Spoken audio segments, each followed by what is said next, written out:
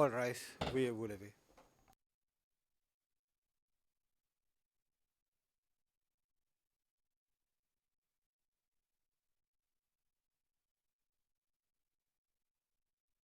Nun,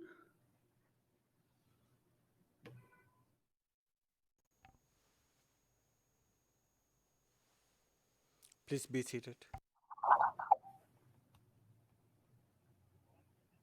okay.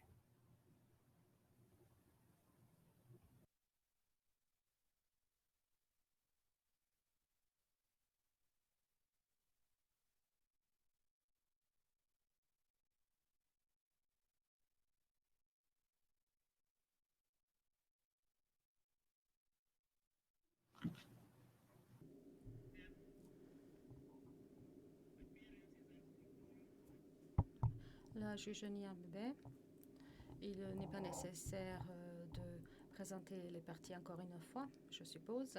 Et maintenant, la Chambre d'appel va entendre la réplique de la défense à la réponse de l'accusation.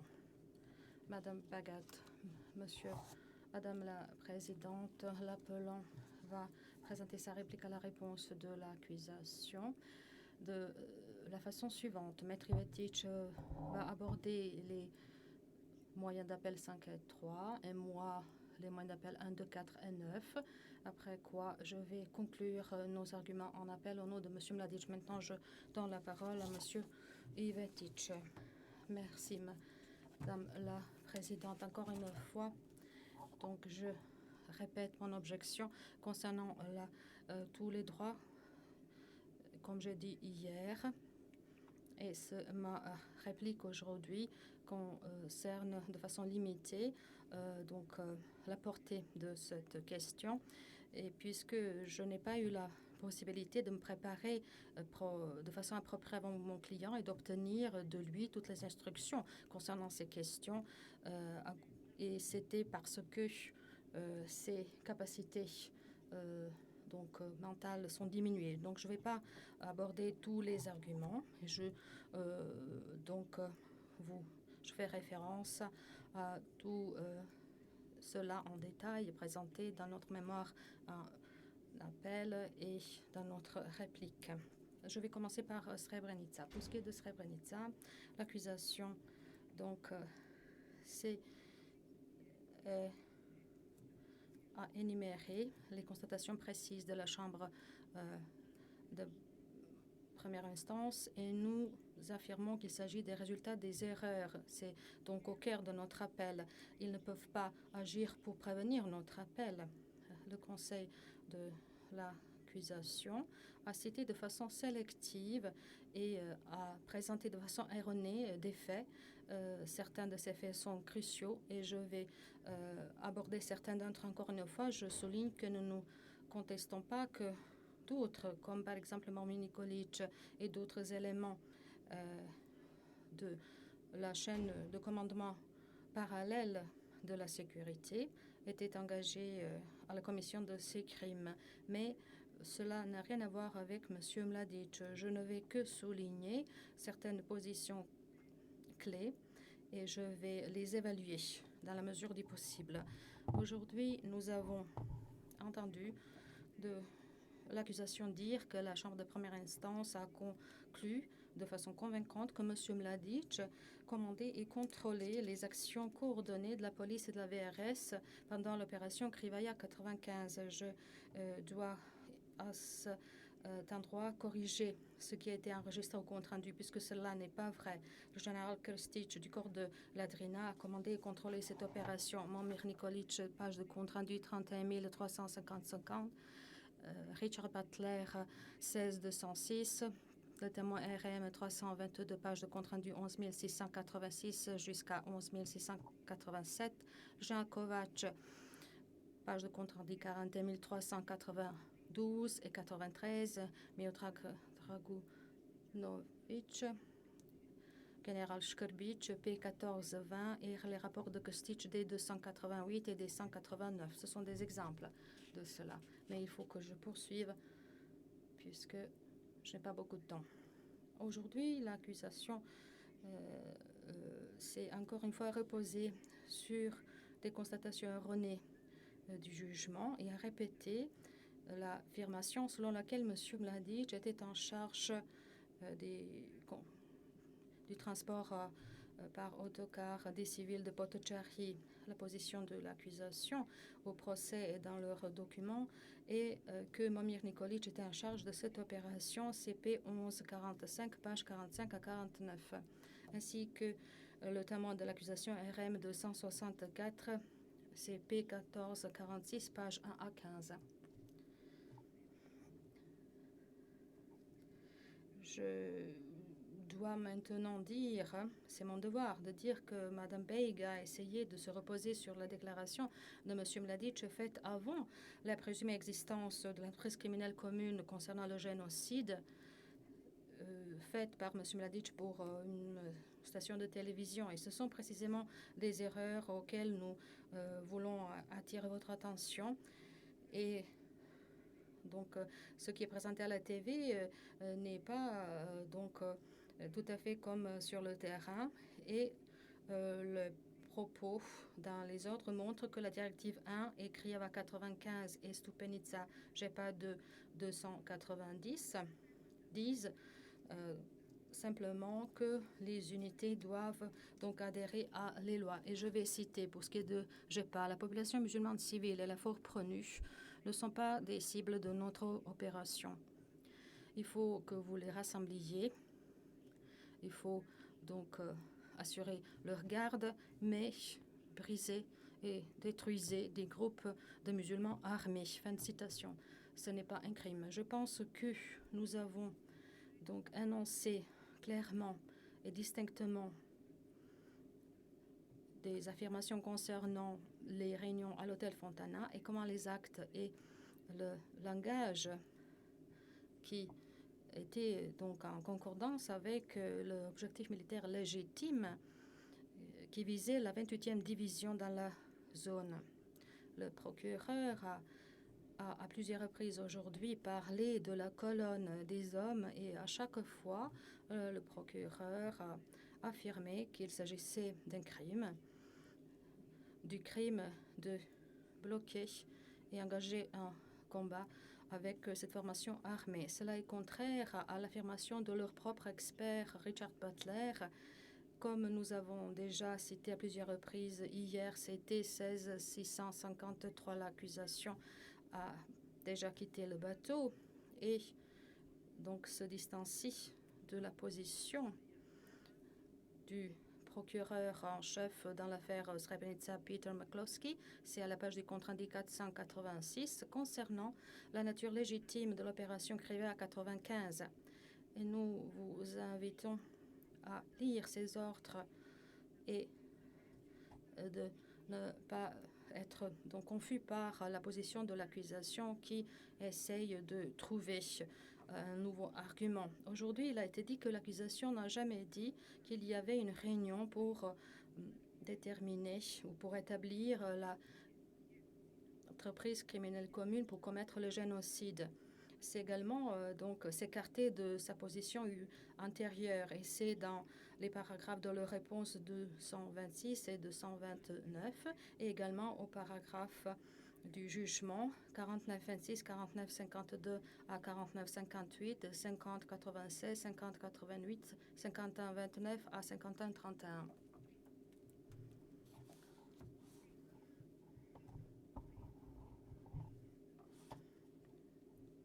Et c'est précisément à ce moment-là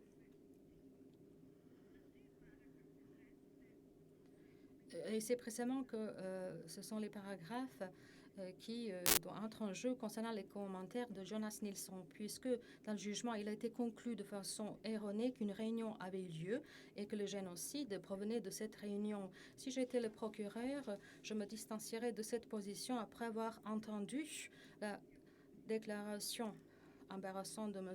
Nilsson et honteuse pour ce qui est de la pénurie d'éléments de preuve sur lesquels la Chambre de première instance s'est reposée de façon erronée. Et le procureur McCloskey, à la page de compte-rendu 44 552 et 44 55 23, a parlé en détail de cette réunion présumée Dans les arguments en clôture, l'accusation essaye de se distancier de cela. Et c'est au paragraphe 1063 et 1105 où l'accusation parle en détail de cette réunion. Combien de fois il a été permis à l'accusation de changer leur position concernant cette réunion? M. Nelson a dit que cette réunion n'avait jamais eu lieu. L'accusation ne peut pas donc abandonner sa thèse maintenant, et l'accusation s'est appuyée de façon erronée sur cela pour donc ne pas confronter des arguments valables de l'appel. Nous avons cité les propos de Nelson et cela concerne les paragraphes du jugement que j'ai déjà cités. De la même façon, auparavant, lorsque cela arrivait, c'était quand les dignitaires du tribunal ont parlé de ces affaires, de leurs affaires précédentes. Et là, je fais référence à la séquence vidéo où on voit M. Serge Bramert, procureur en chef, pendant l'audience dans l'affaire Perichich le 30 octobre 2012. Donc, cela a été utilisé et il n'y avait aucune objection à cela. Cela veut dire que cela est une pratique établie. L'accusation a ensuite essayé de parler de l'intention de M. Mladic quand il s'agissait de l'évacuation de 1993. Et encore une fois, l'accusation a violé donc le principe selon lequel le temps déterminé lui est octroyé. Et Stoltenberg a posé une question au Karadzic pour savoir si le côté des Serbes de Bosnie serait d'accord pour évacuer des civils de Srebrenica à Tuzla. C'est la pièce P07 359, page 41. Karadzic, en avril 1993, a donné un ordre à la VRS pour protéger des civils et c'est dans la pièce D02036. M. Mladic a encore une fois permis aux Nations Unies d'envoyer des camions vides à Srebrenica pour évacuer la population et il a offert des autocars en tant que signe de bonne volonté.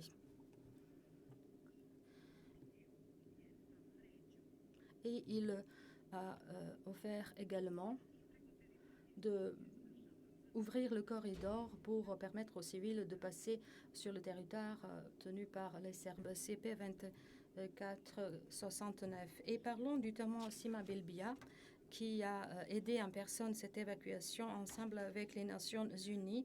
C'est à la page 29301 jusqu'à 29034 en disant que M. Mladic en personne lui a demandé d'apporter son assistance et sa réponse était, je cite, le jeune Mladic, parfois, rarement, était en possibilité de me donner des ordres directs concernant notre travail. Il n'a jamais loupé une occasion de nous souligner la chose suivante. Je cite, vous devez vous comporter de façon stricte et d'après les règles de votre profession. Et il disait que nous devions nous apporter de l'aide à des blessés de l'autre côté ou à des civils, etc., des personnes de religions différentes, etc., pour que personne ne se sente abandonné et pour que toutes les personnes aient ce sentiment qu'ils se sont comportés avec beaucoup d'attention envers eux. Et finalement, docteur, pour ce qui est de l'opération médicale concernant Srebrenica en avril 1993, pouvez-vous nous dire approximativement le nombre de personnes qui étaient évacuées au cours de cette opération? Réponse. Donc, l'évacuation a eu lieu à l'aide de 2 hélicoptères. Un grand nombre de personnes étaient montées à bord de ces hélicoptères. Je ne sais pas le nombre exact de ces personnes. Je pense que à peu près 20 personnes pouvaient monter à bord d'un hélicoptère. Ils les ont transportés jusqu'à Tuzla et pendant ce temps-là, nous attendions là-bas et pendant la journée, on a eu, je pense, 4 trajet comme cela. Il a également dit dans son témoignage que les soldats de l'armée BIH blessés ont été évacués.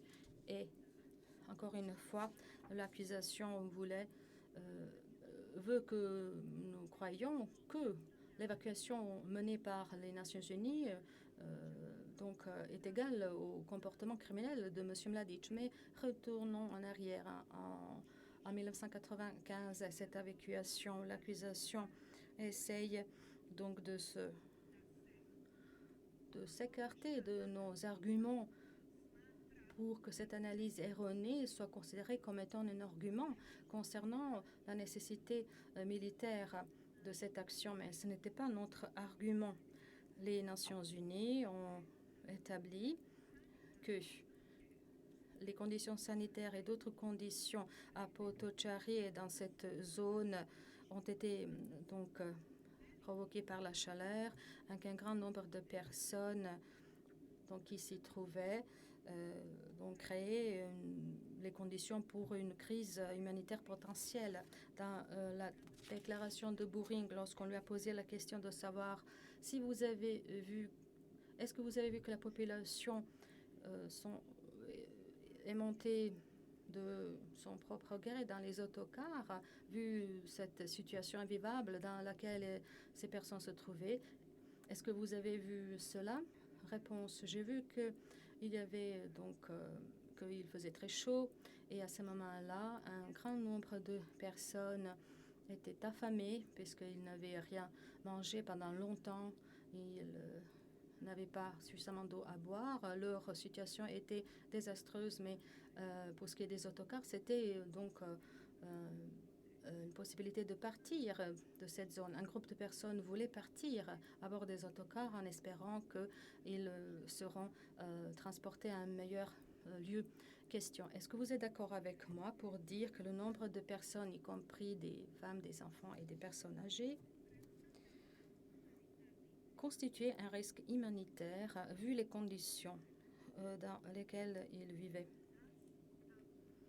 Et surtout s'ils étaient restés là-bas encore plus longtemps, est-ce que cela aurait représenté un problème humanitaire? Réponse oui, c'était un problème. Ensuite, il a confirmé que personne de la communauté locale ne pouvait les approvisionner suffisamment en nourriture ou leur apporter des soins médicaux. Ensuite, la page du compte rendu 10380, le témoin Van Duyn, je ne vais lire que la partie en gras. C'est son témoignage. Je cite, « Il n'y avait pas d'autre solution que de les évacuer parce que, comme je l'ai déjà dit, il y avait une possibilité que les épidémies se répandent. Des gens n'avaient pas de nourriture, d'eau, il faisait très chaud. Et à partir de ce moment-là, il n'y avait pas d'autre solution. Oui, c'est vrai. Fin de citation. Ensuite, la déclaration du général Nicolai à la page du compte rendu 10 652 à 10 653. Et c'est la pièce P1165, paragraphe 59. Je vais lire seulement la partie en gras qui figure à la page suivante. Tout de suite après que nous avons arrêté les frappes aériennes, nous avons compris que la population civile devrait être évacuée de Srebrenica. Il n'y avait pas de vivres, il n'y avait pas de suffisamment de soins médicaux, même pas de protection par rapport à la chaleur. Il n'y avait pas d'abri pour les gens là-bas. Nous espérions que cela serait fait avec l'assistance des unités de la Fort-Pronu et que nous allions utiliser des camions de la Fort-Pronu si cela était nécessaire. Je vais m'arrêter là. Donc, la position de l'accusation est la suivante. Ces actes examinés par les Nations Unies sont un crime et cela n'est pas vrai. à la page du compte-rendu 10 654, toujours le témoignage du général Nicolai. Et encore une fois, je ne vais citer que sa réponse, qui est en gras. Réponse, oui. Nous n'avions pas besoin de conseil du général Mladic pour être en mesure de conclure que la situation concernant les réfugiés dans de telles circonstances était une situation intenable. C'est ce que l'accusation veut donc présenter en tant que comportement criminel. Si c'est comme ça, c'est comme ça. C'est-à-dire, dans ce cas-là, ce sont les Nations Unies qui sont coupables de ce comportement criminel, mais ce n'est pas une conclusion logique. Aujourd'hui, ils ont commencé de faire un lien entre les subordonnés de M. Mladic, du corps de la Drina et de la brigade de Zvornik avec M. Mladic, mais cela ne correspond pas aux éléments de preuve médico-légaux de l'accusation. Dean Manning, à la page du compte-rendu 14250, je cite. D'abord, est-ce qu'il est vrai que vous, qui faites partie du bureau du procureur pendant des enquêtes, vous aviez l'occasion de saisir un certain nombre d'armes dans les casernes de la VRS, des brigades de Bratunac et de Zvornik, pour procéder à des tirs blancs pour voir si ces armes auraient pu être mises en lien avec des douilles retrouvées à de divers sites d'exécution et d'enterrement. Réponse, oui, c'est vrai. À la page du compte-rendu 14206 jusqu'à 14207, je vais lire seulement la réponse qui est indiquée en gras. Encore une fois, il s'agit de M. Manning. Sa réponse est ce qui suit. Monsieur le Président, Messieurs les juges, je suis d'accord avec cette déclaration et nous parlons de la même question. Pour autant que je le sache, ce tir blanc a produit des centaines de douilles et ces douilles ont été examinées. Ces résultats étaient négatifs. Je veux ajouter que M. Curtis, qui était expert de l'accusation pour ce qui est de la médecine légale, a confirmé ces constatations. Maintenant, je passe à Kravitsa. Aujourd'hui, le procureur a dit à plusieurs reprises que des meurtres coordonnés ont commencé à la date du 11 juillet 1995, alors que M. Mladic se trouvait toujours à Srebrenica, et cela n'est pas vrai.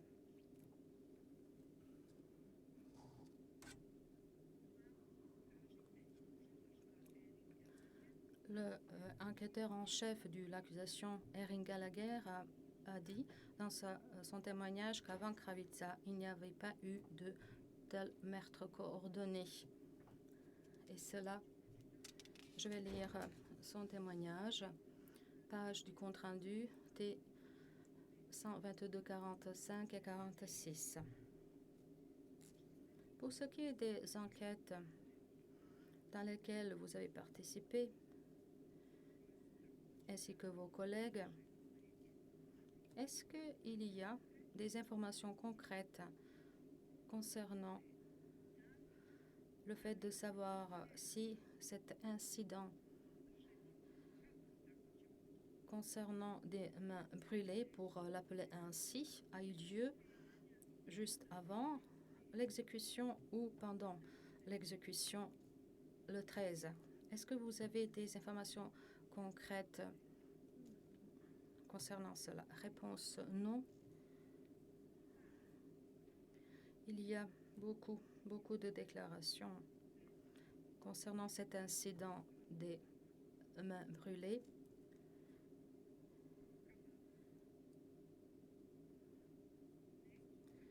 Il y en a qui disent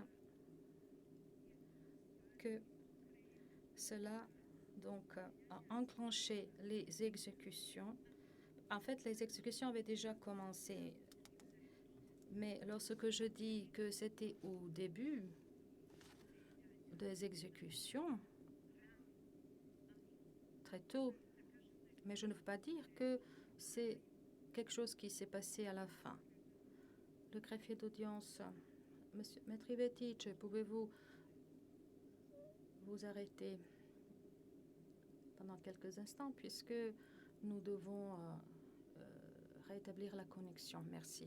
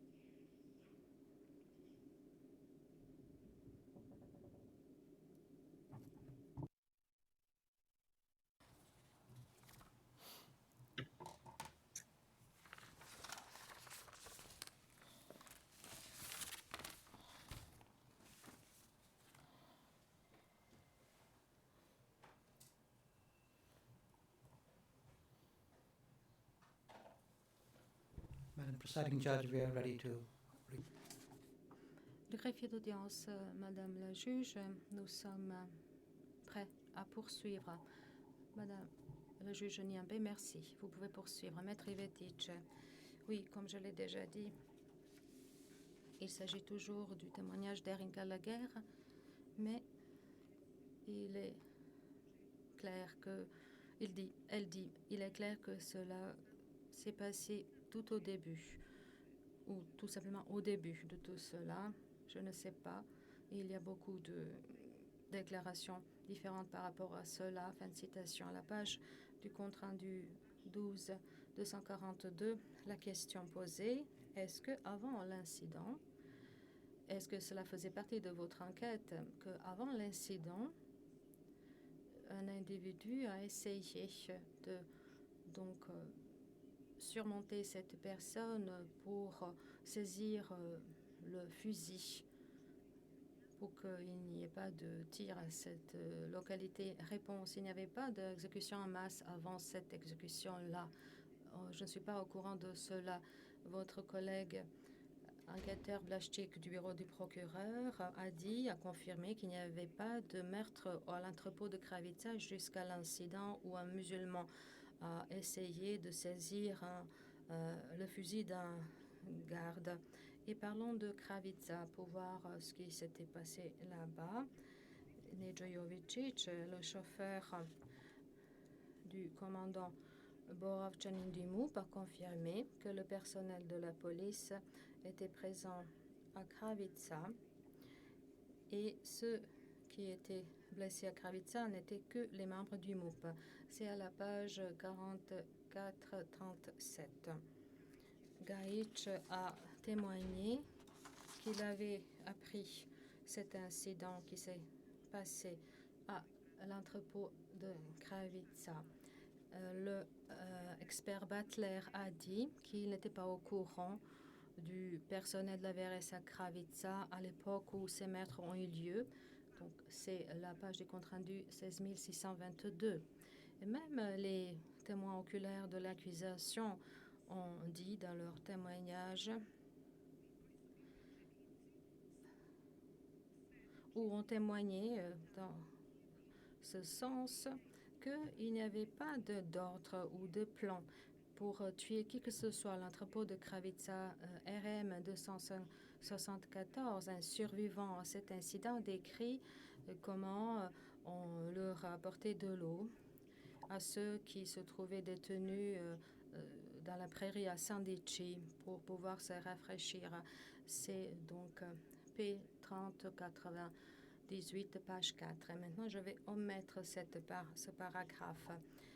Encore une autre indication disant qu'il n'y avait de plan préétabli pour commettre quoi que ce soit de mal. RM 274 a dit qu'un civil leur a donc faire passer des cigarettes dans l'entrepôt.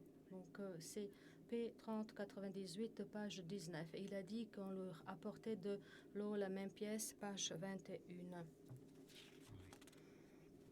Et de la même façon, RM 274 a dit que au début, les gardes étaient gentils envers les détenus. Et encore une fois, il a dit que les gardes leur apportaient des cigarettes et de l'eau. C'est la page 24 du même document. Il a dit que cela se passait pendant 1h30 ou 2 heures. Et je vais passer au paragraphe suivant. RM 274 a dit que les choses avaient seulement changé après l'incident et c'est cela qui a enragé les gardes. Il a dit que les tirs avaient été entendus depuis l'extérieur de cette installation. 2 gardiens fâchés étaient entrés et ont dit qu'ils voulaient tirer sur les détenus. Mais un 3e gardien les en a arrêtés en disant « Ces personnes ne sont responsables de rien ». Fin de citation que vous pouvez trouver à la page 21 du P03098.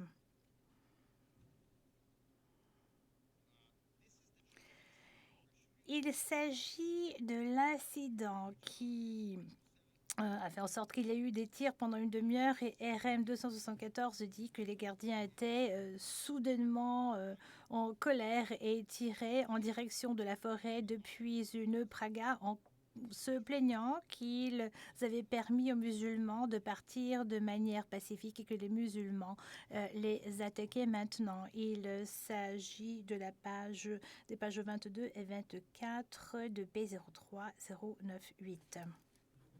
Excusez-moi, mesdames, messieurs les juges, dit l'accusation. Je suis vraiment désolée d'interrompre, maître Ivetich. Si j'ai bien compris, P098 est une pièce qui est placée sous scellé et ma commise à l'affaire est en train de vérifier, mais je ne crois pas qu'il existe une version non confidentielle de cette pièce. Maître Ivetich, je ne crois pas avoir dit quoi que ce soit pouvant dévoiler l'identité de ce témoin.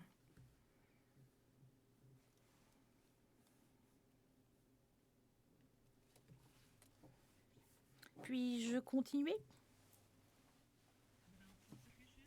La présidente. Madame le procureur, avez-vous terminé votre enquête? Madame Beg, oui. Madame la présidente, nous venons d'examiner la chose et nous croyons qu'il n'y a pas de question quant à la protection du témoin. Le juge Niambé, pourriez-vous répéter, je vous prie? Madame Beg, je ne crois pas qu'il est une question vraiment très sérieuse quant à l'identité de ce témoin. Vous pouvez poursuivre. Alors, le témoin RM 274 dit qu'un gardien était entré et que ce n'est qu'après cela qu'un gardien avait commencé à tirer sur les détenus dans l'entrepôt et je vous renvoie aux pages 27 et 28 de sa déclaration. Je vais maintenant sauter quelques pages pour résumer la page suivante. Alors, je demande aux interprètes de bien vouloir me suivre. Alors, qu'est-ce que c'était que cet incident de main brûlée? Alors, plusieurs témoins, les témoins de l'accusation ainsi que les témoins de la défense, le témoin RM 374, le témoin Pepich, le témoin RM 268, le témoin Jovcic, ainsi que le témoin, je crois qu'il y a un autre témoin si je ne m'abuse. Non, en fait, Jovcic est le dernier témoin. En parlant de l'incident de Kravica, lorsque l'un des détenus s'est emparé du fusil des gardes du MOUP, il a commencé à tirer sur les gardiens. Il a tué l'un des gardiens et avait blessé un autre gardien. Donc, il existait un échange de tirs légitime. Après cela, de manière spontanée, le personnel du MOUP qui se trouvait sur place a agi, animé par la vengeance, et a commis un crime. Donc cela n'était pas ordonné, ce n'était pas quelque chose qui était connu, et c'est un événement que l'on a connu seulement qu'après les faits. Le témoin Jovcic, le chauffeur du commandant du MOUP, a témoigné en disant que après cet incident, le commandant du MOUP, Borov Chanin, a demandé aux autorités civiles à Deronich de faire quelque chose. Quant à cette situation, je vous renvoie à la page 84 et 11085 RM 306. Kravica est un événement terrible et c'est là que les meurtres ont commencé. Mais ce n'était pas à la suite d'ordre de M. Mladic, puisqu'il n'était pas là. Il était déjà parti à cette époque. Et comme le témoin de l'accusation, M. Tunens, a mentionné,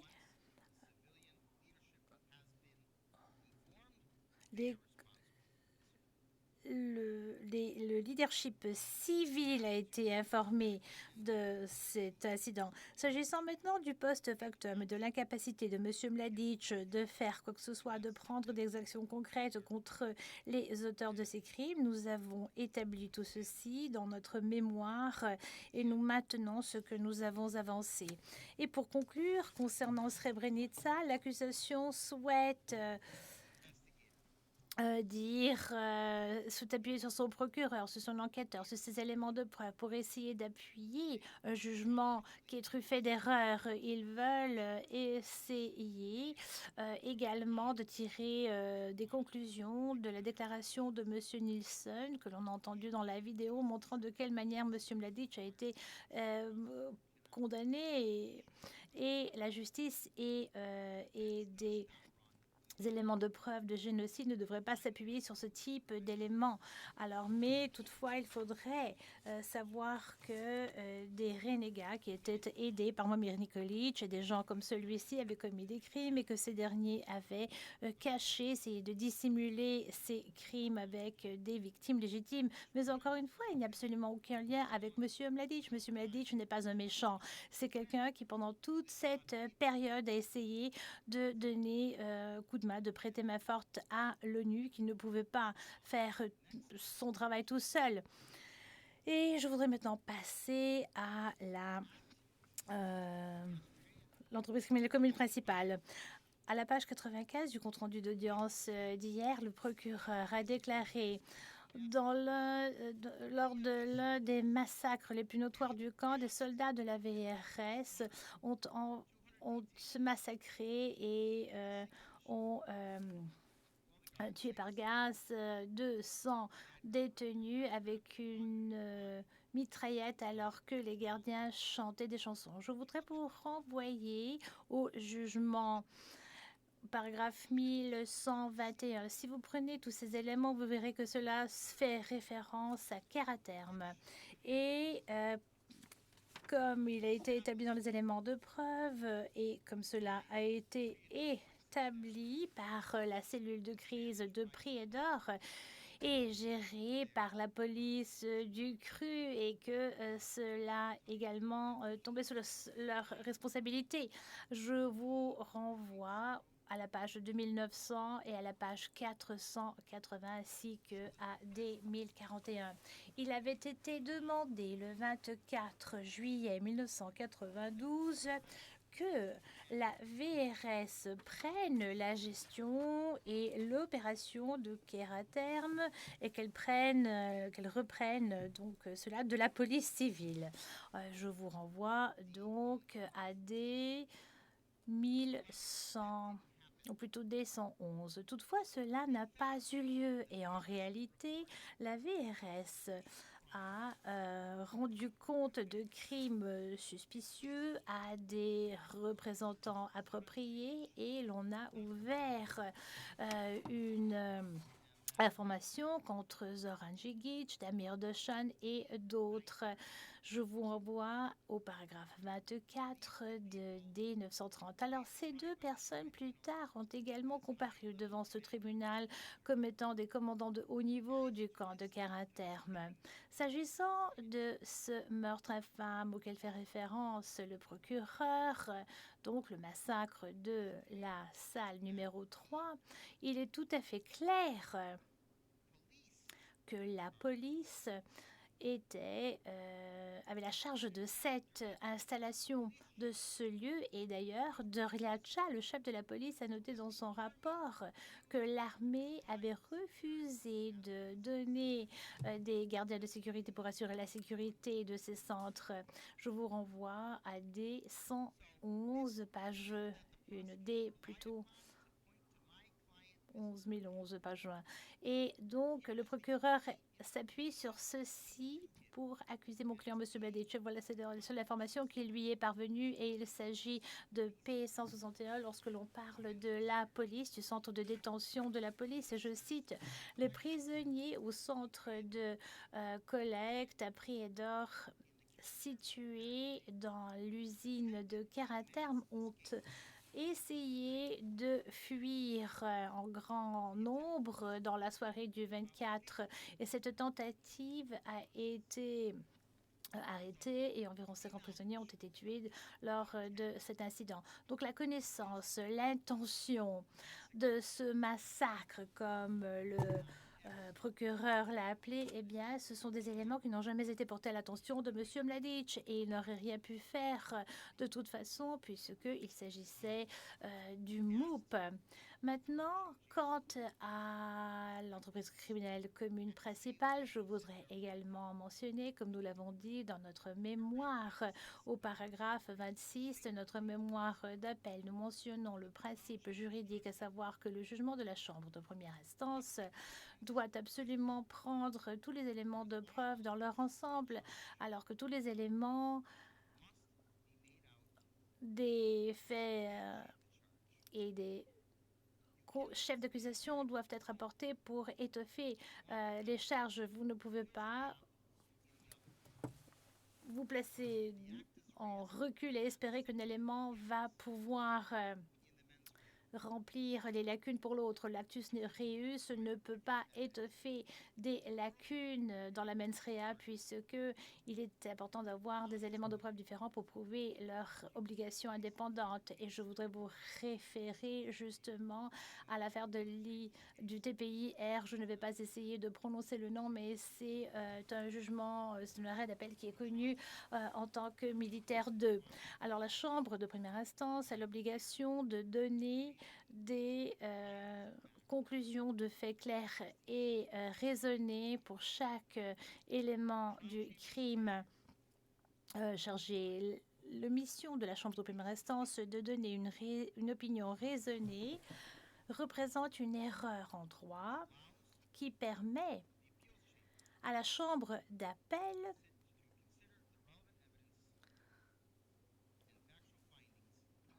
d'estimer que les éléments de preuve pertinents et les faits factuels, donc d'examiner tous ces éléments pour pouvoir déterminer si un juge raisonnable de fait aurait pu trouver un doute raisonnable que le prérequis de l'actus reus et de la mens rea avait été établi par rapport à la responsabilité d'Enzouye Mungu, responsabilité d'avoir donné des ordres en vertu de l'article 6.1 du statut. Je ne vais pas répéter tout ce que nous avons déjà rédigé dans notre mémoire, mais je demanderai à la Chambre d'appel de se plier à ce que nous avons écrit et avancé pour ce qui est de l'entreprise criminelle commune principale. Je vais maintenant, sans plus tarder, donner la parole à ma collègue, Madame Bagot, qui vous présentera d'autres arguments. Merci. Madame la Présidente, Madame, Monsieur le juge, s'agissant du moyen, la concession quant aux incidents qui ont été identifiés comme étant des incidents non répertoriés devraient être retirés. Cela avait été fait parce que c'était la chose à faire. Et donc, mon éminent confrère a tout à fait raison pour dire que, oralement, eh bien, tout cela devrait être retiré par la considération de la Chambre de première instance.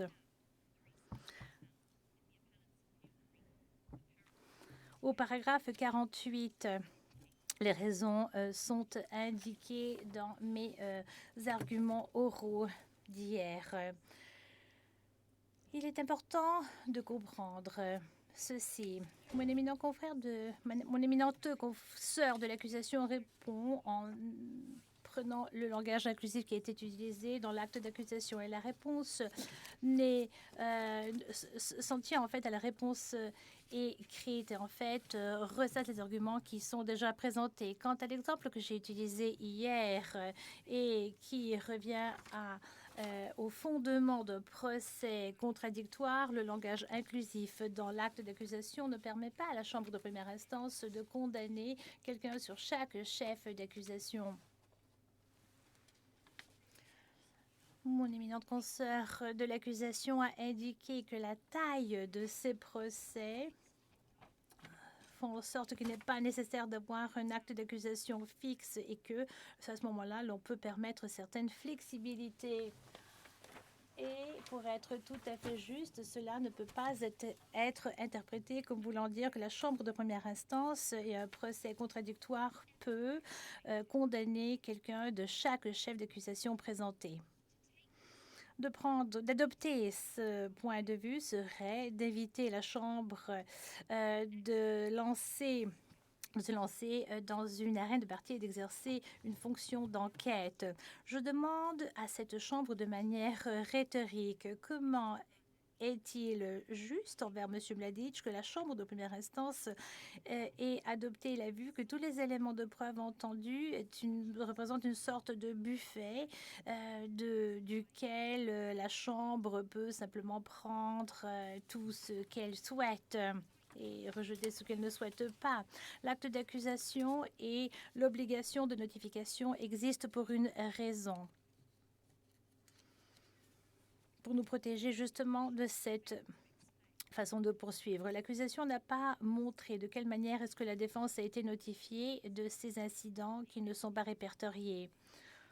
Il ne s'agit que d'accusations vides. Si la Chambre estime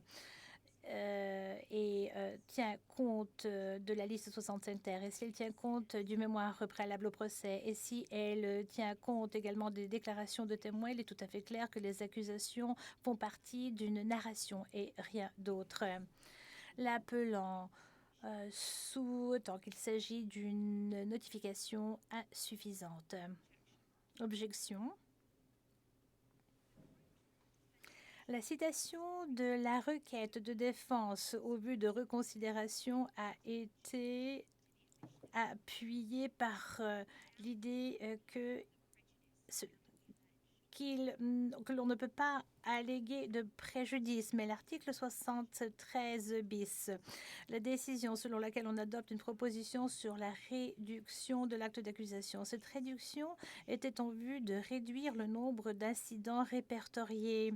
La décision explicitement avait déclaré que les éléments de preuve portant sur les incidents qui avaient été enlevés pouvaient être présentés toutefois, je cite, la Chambre note que l'accusé ne peut pas être condamné par rapport aux crimes qui ont été enlevés en vertu de l'article 73 bis D du règlement.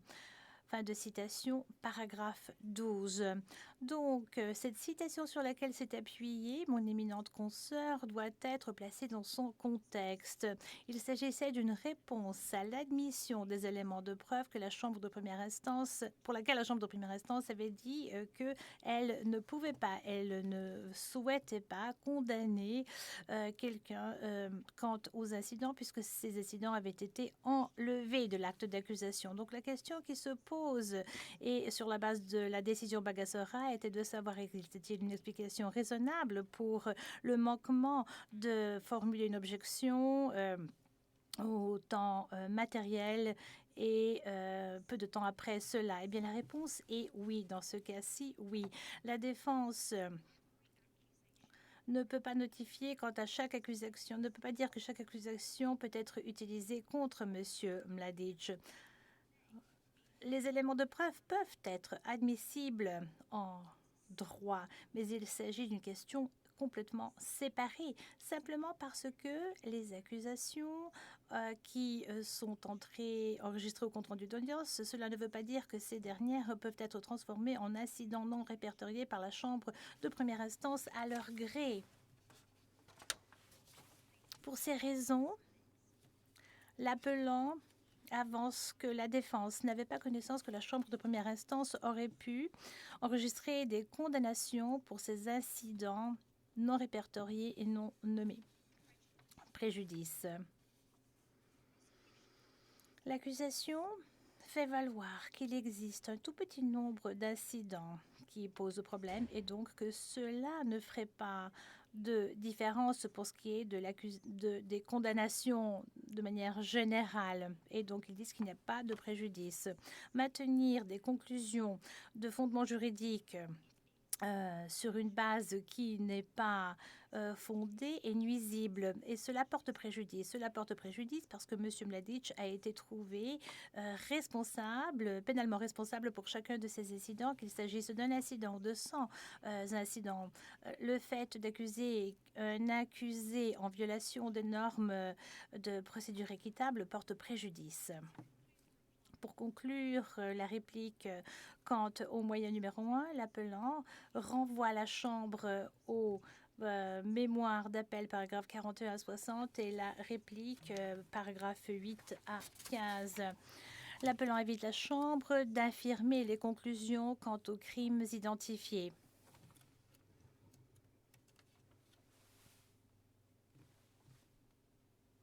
Moyen d'appel 2. Subordonné proche.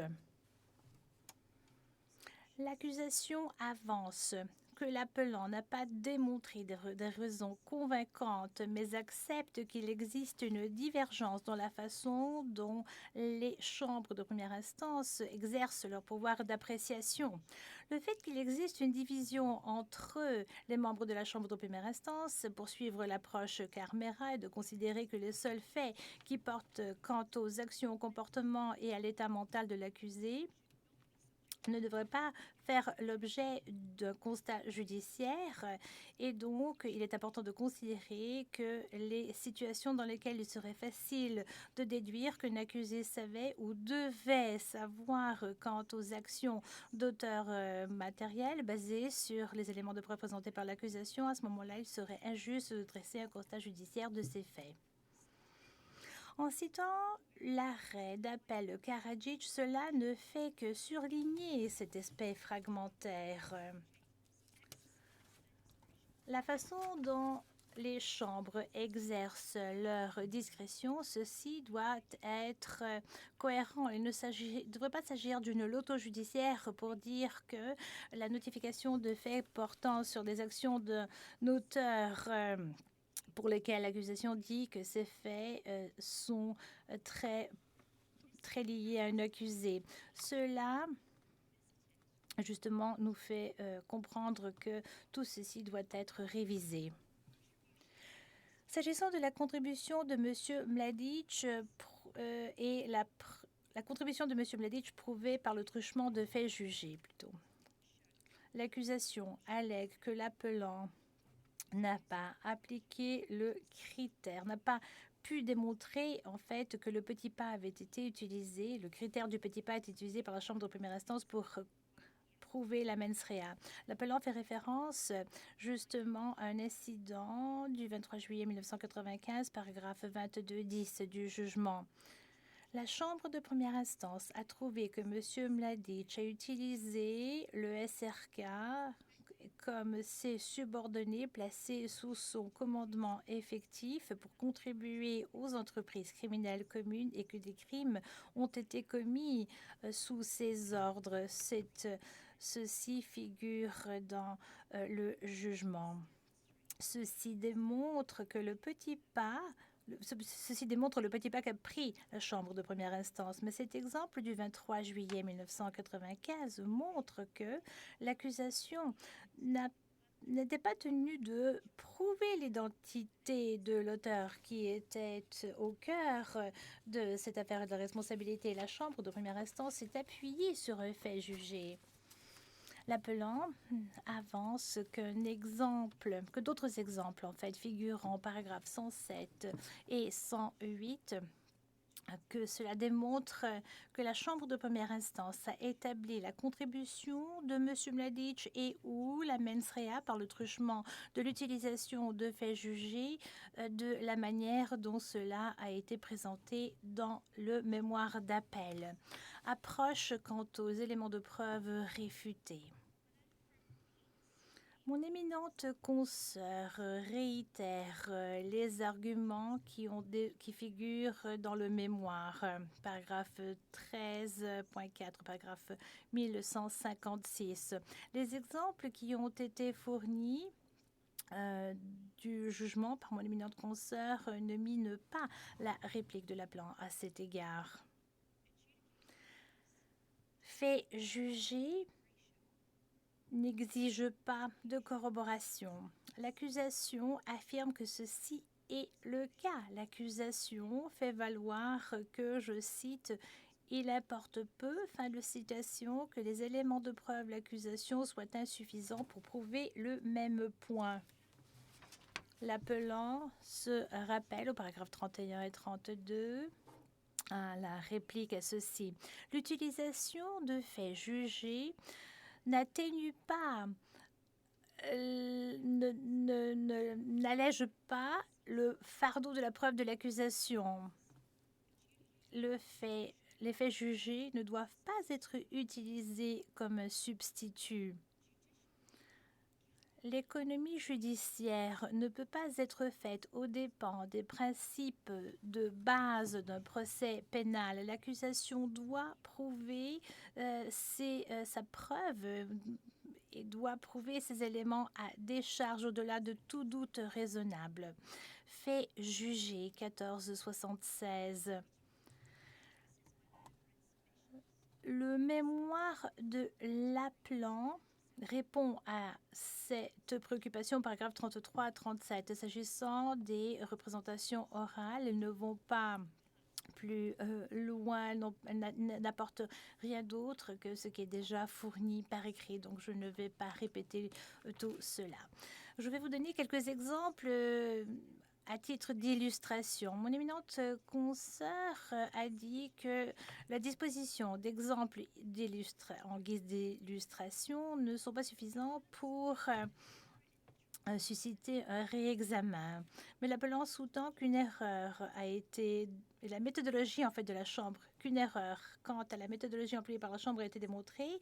L'appelant a fourni un exemple là où cette méthodologie erronée a été appliquée et quels en ont été les résultats. L'appelant n'a pas simplement mentionné un ou deux cas. L'appelant a parlé d'exemples, à savoir que chaque liste d'incidents qui se trouve à l'annexe de l'acte d'accusation et quant aux incidents non répertoriés, je réfère la Chambre non pas seulement au paragraphe 107 et 108, mais également je renvoie la Chambre sur les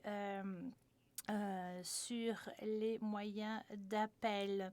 Et tout ceci montre de quelle manière la Chambre de première instance a commis des erreurs. Pour conclure sur le point 2, le moyen 2, l'appelant invite la Chambre de tout d'abord articuler le standard, la norme juridique correcte, et deuxièmement de réexaminer les faits et les conclusions, et pour conclure d'infirmer les conclusions de la Chambre de première instance, à savoir que M. Mladic était responsable pour les incidents qui étaient les incidents. Et conclusion numéro 4, moyen 4. Le moyen d'appel numéro 4. Mon éminente consoeur de l'accusation a dit hier